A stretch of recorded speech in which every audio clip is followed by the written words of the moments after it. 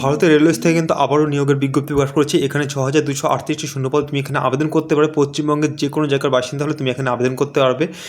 Male female সকলে কিন্তু এখানে আবেদন করতে পারছো। এখানে কর্মসংস্থান সারা দেশে যে কোনো জায়গায় তুমি আবেদন করতে পারবে। লাস্ট ডেট এখানে 28/7/2025 তারিখ পর্যন্ত তুমি এখানে আবেদন করতে পারবে। অনলাইনের মাধ্যমে তোমাকে আবেদন করতে হবে। সর্বোচ্চ বয়স এখানে 33 বছর পর্যন্ত তুমি এখানে আবেদন করতে পারবে। এবং যারা এসসি এসটি বা অন্যান্য সংরক্ষণ ক্যাটাগরির মধ্যে পড়ছে তারা এখানে কিন্তু রিজার্ভ ক্যাটাগরি যেমনটা অন্যান্য চাকরিতে ছাড় পায় ঠিক তেমনটাই কিন্তু এখানে ছাড় পেয়ে যাবে। এখানে টোটাল শূন্যপদ রয়েছে তোমাদের 6,238টি শূন্যপদে তোমরা এখানে আবেদন করতে পারবে।